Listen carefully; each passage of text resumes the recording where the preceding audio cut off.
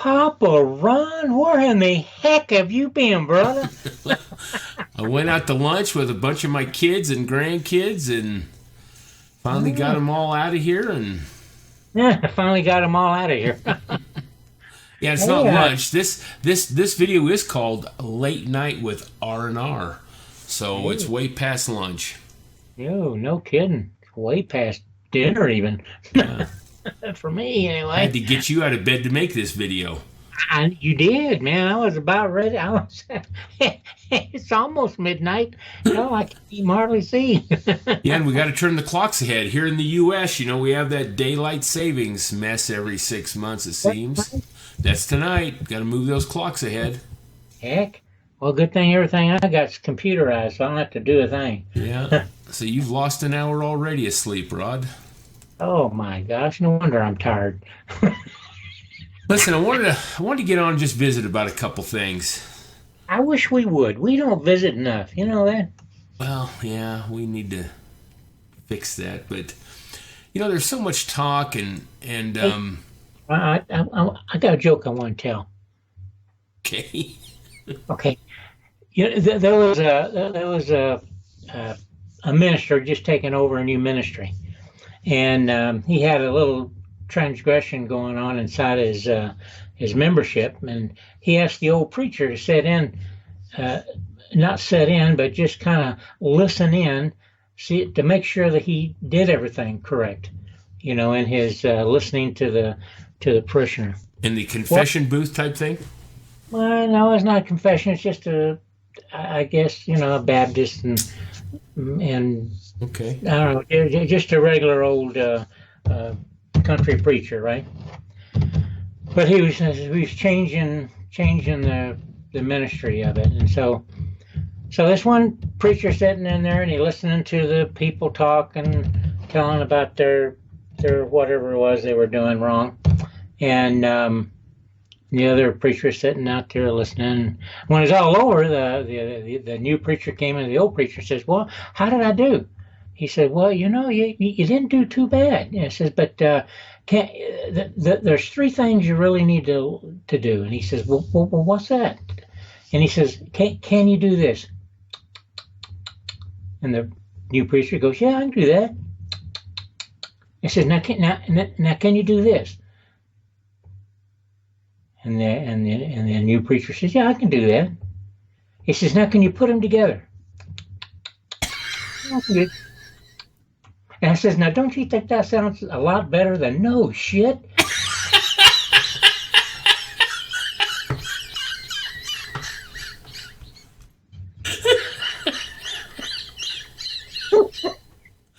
Yeah, that would, I guess, in church, huh? he was. He was so shocked and never heard such a thing. Yeah, No. yeah. Well, that's Yeah, funny, Rod. yeah, I just heard that today and wanted to pass it on. All right. Well, listen, we hear so much of this on a lot of the videos, and it's about holding our crypto, and the term they like to use is that hodl stuff. Yeah. Um, and I got thinking about why are we so concerned about, not concerned about it, but why are we in this phase, I guess, of hodling, holding? And I guess it's probably because most of us in a speculative frame of mind with cryptos. So, yeah, and there's a good reason for that too, though. While we're in the speculative and in the hodling mode, I think. Don't you? Which is? Well, I think we just don't have the infrastructure for all these bitcoins and litecoins to use. Now it's starting to happen, but until we can go down to the gas station and to the grocery store and start using what we got, well, it's just gonna be. We might as well hold it right now. And No, also, I agree. The mindset is that we're expecting this stuff to go up. And so yes, if we buy it at a certain price, we don't want to, and a lot of us, we might have put all our savings, or at least what we can afford, into this certain crypto or token or coin. So we want to wait for that increase, because that's what the whole hype has been. Bitcoin and the whole group is going up. We just got to buy and sit tight, and you're going to make money on this. Yep. So, and I agree, Rod. And another reason, it's the convenience. It's the infrastructure that you just mentioned. We just can't run out, and one out of maybe 500 retail shops will be accepting crypto right now.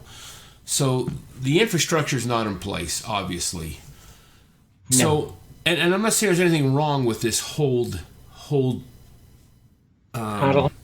Yeah, this frame of mind that we're in.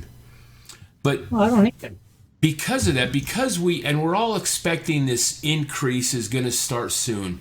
There's so much talk about by the end of this year that a lot of these tokens and coins will be worth so much more.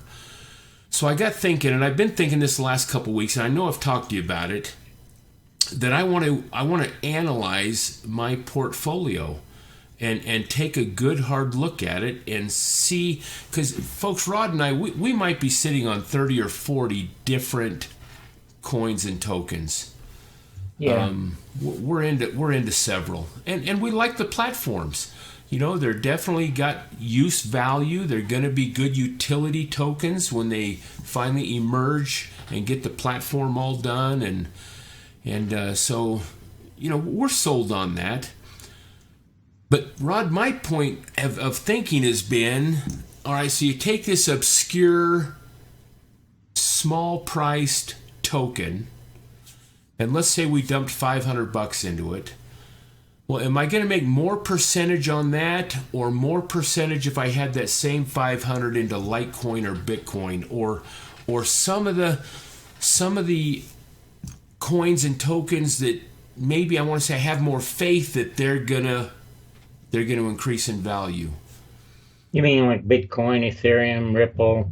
Well, yeah. Litecoin. And the reason part of this got me thinking about this is, and we've talked the last few videos on this infrastructure and what's coming about and what's been taking place out there.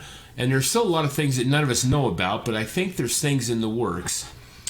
So I got thinking about Coinbase, because we talked about that. And we've rehearsed this a few times, but Coinbase deals with 4 coins or tokens.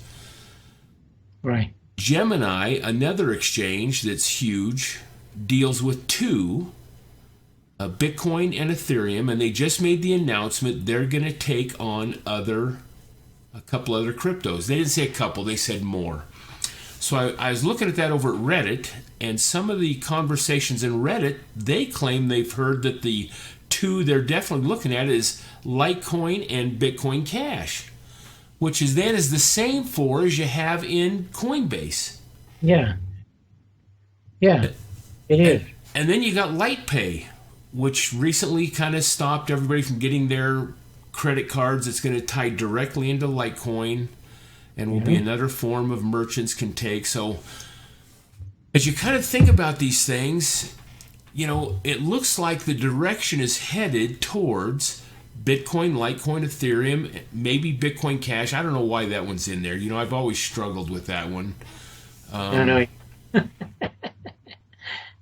Well, their whole the only reason why you struggle with this, Ron, is because they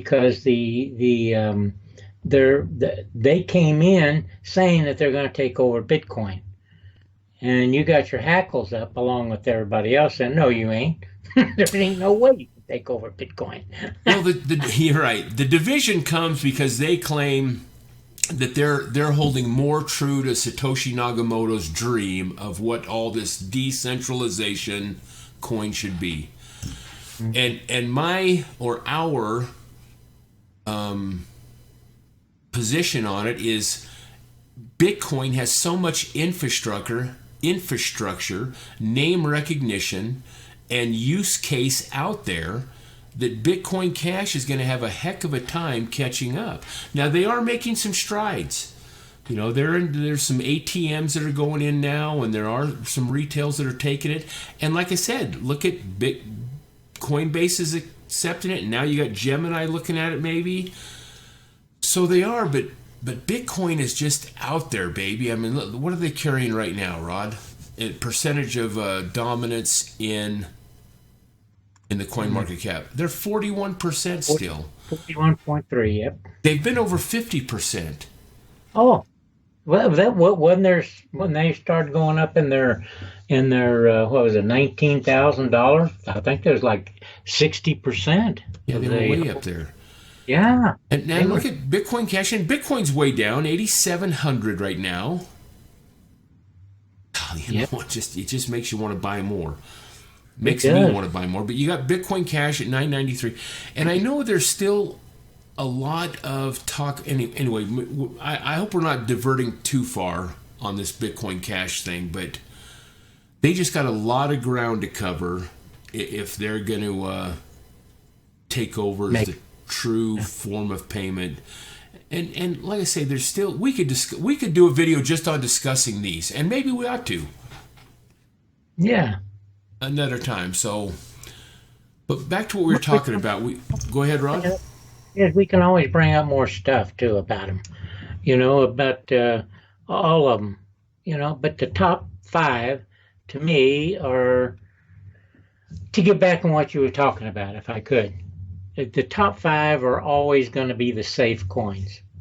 Wouldn't you say? Yeah.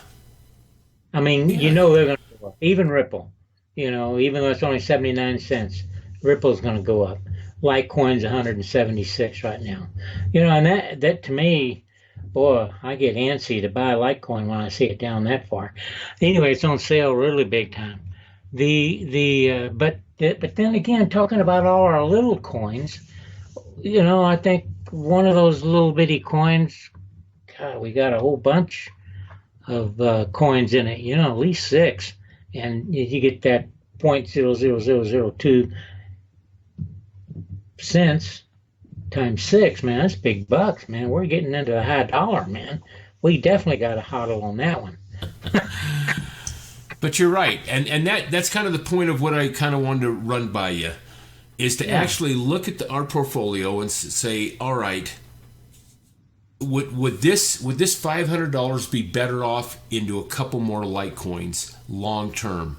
I mean, we're rolling the dice, we're taking a long shot on this platform that doesn't even have a beta worth testing yet. Their roadmap still maybe 6 months to a year out. And it's like, well, God, I don't know. I think I'd rather liquidate that and put it into something more sound that we feel is going to profit this year more. I know the some of them that we have, we haven't made any, well, as of late, past couple of 3 months, down, we haven't made any money on any of them, but we keep holding them. But the thing about it is, there's always that hope or something, at least in me, that says, if these things catch hold like Bitcoin did way back when, these things could get up, we may have only paid 20 cents for them. A higher percentage. But you hit the key word, if. Yeah, well, that's true. If. And you and I both, Ron, realistically know that most of them aren't going to hit. Because what is the ICOs that go under? About 60% of them. I think we read an article on that. There's actually a pretty high percentage never fulfill their roadmap and their projections that they've made prior to receiving all that money. So a lot of them don't know how to handle the money. That's why certain things that we look at. Anyway, what I'm saying is some of them do have something to offer, and just depends on how they're managed, that if it goes up or not. I don't know. There's some of them I'd like to just get my money out and put into either the top 5. They're kind of dead weight, and they might hit, but it might be 6 months, and before they hit, we could have maybe made 100% or more on Litecoin or something. I'm sorry, I cut you off. What were you saying? I said that some of them are going to be like 2 years before they get fully started. That's right. Ramped up. So that's a long time. 2 years, hell, I could be dead. Yeah. So, folks, this is really worth thinking about, because if these top coins, which is the top, whatever, 10 or 12 or just the top 4, or if you follow the ones Coinbase and Gemini might have, and I mean, if those are supposed to hit relatively big time by the end of the year, I'm starting to think that's where I want the bulk of my money, which it is. We have a lot of our money in those. But I'm thinking I'd maybe rather, once prices start going up again, I know some of these ones we're holding are now worth less than we paid for them. We have some like that. But once they get up to a break even or a little more, I think it's time to move that money over to where we have a better odds of making the percentages we want to make on this stuff. Now, folks, we're just shooting the bull here and just... We're just talking about it, because I haven't talked to Rod about this yet. We've briefly discussed some of this, but not in depth. Well, it's fun to talk to y'all too, to get your comments, to see what y'all might be thinking. It's getting ready to. We feel, Ron and I have been saying this ever since December. We feel it's going to break wide open. We think it's coming still. Yeah, one of our commenters said, I sure wish you would hurry up. And I commented back, yeah, we do too. Yeah. So anyway, I just think there's more indicators out there that we've been researching lately, Rod, that tell us that some of these more prominent coins and tokens are where the big money's going to be made. And yeah, we're dabbling in another 30 obscure little things that have great potential and great platforms and all that. But if we take all that money and move it into the top babies, we might be much better off by Christmas. Yeah. I'm not saying everybody do that, and I'm not saying you strip everything out. It's just time to think about this stuff, because prices are still low enough to where you can still get into a Bitcoin or an Ethereum. I mean, look at Ethereum. It's under 700 smacks right now, Rod. I know. I mean, sheesh. And at one it was up to what? What was the highest? Do you remember? Well, let me click on it and see. Let's see what it was here. About $1,400. $1,400. Look at that. So that's 8, 9, 10, 11, 12, 13, 14. That's $6,000. You know? And look at Litecoin, man. I mean, Bitcoin. Heck, it was up to 19,000 at one time. Now it's down to, what, 8? So anyway, that's what I'm saying. And anyway, folks, we just something Rod and I want to talk about, and it's something you ought to think about your portfolio, especially if you're kind of like us and maybe are branched out there. And there's another thought, is about how much you have in each of those little obscure platforms or projects. Yeah. I mean, if you got $100 in them, I guess you can look at that two ways. You know, maybe that's worth rolling the dice and trying to hit a 500 times or percentage increase on that money. I don't know. I mean, you know, we've talked about that too, Rod. If you put $100 into it, what's that really going to do for you? But it might be all you can do. But maybe that $100 would be better spent into Bitcoin, or Litecoin or Ethereum. So it's a good time to analyze this stuff, folks, while everything's just kind of milking along and just moving sideways and up and down a little bit, and kind of get a game plan together. I mean, you got to know where you're headed. Not all this is just the roll of the dice. You know, that's another term they always use. It's the Wild West in crypto. Hey, you know, Rod and I have been self-employed our whole lives, and we've always had to analyze our businesses, where it's going, where we're projecting it to go, and how we're going to get there. So if we want to become a cryptonaire, thanks to yellow fever with that term. Hey, cool. If we want to become a cryptonaire by the end of 18 or 19, we have to have a plan of attack. You just can't roll the dice on everything. I mean, you got to really analyze this stuff and look at. And I know you folks are. That's why you're watching YouTube videos. You're trying to get different perspectives. You're trying to think, well, what is this guy's opinion? You know, he seems pretty smart. I know you'll never get that from us. But Yeah, but we get them thinking though. that's one blessing we've had our whole lives, Rod, is we just look at things in kind of common sense. We can kind of look at things and say, hey, anyway.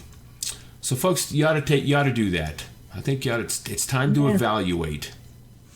And Ron and I talk about this at least once a month about this stuff, and about the little things we got, and go over and say, okay, what about this? And well, if we sell it now, we're going to really lose our 2 cents, So we just kind of go over it and then decide, okay, we're going to hold it until it goes up at least to 4. But we have done that, folks. We have sold at a loss because we knew if we transferred it into one that was going crazy, we've more than made up that loss by switching that value over.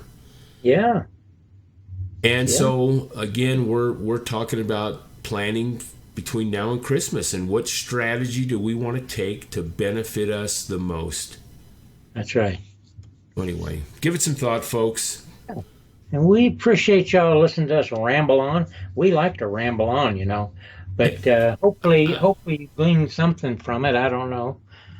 Mainly trust in yourselves, trust in your gut, and do what's best for you.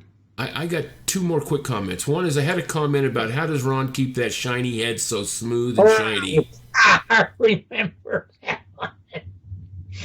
Wait a minute, before you answer that, I got to tell people some of this. He takes some of this shoe shine stuff and puts it on. At the rack. Yeah, whatever. Folks, let me tell you. I like the sun. I like being out in the sun. And a lot of times my head will get burnt a dozen or more times in a summer. I mean, crisp. So this thing is so sun-spotted up here, and I've probably got a couple cancerous things going on, but I still like to go out in the sun. Matter of fact, March is generally the month I start getting outside and getting my garden prepped and all that stuff. So I don't do anything special, man. I use the cheapest shampoo I can find. I wash that scalp every day and just let the sun hit on it, baby. And the other comment I had was, hey, if you're looking for a really good hardware wallet, we got a link below called the Cool Wallet. Yeah. Check that out. It's pretty neat. And it holds the top 4 coins plus Ripple. Okay, Rod. Thank you. We appreciate the thumbs up to us, and God bless.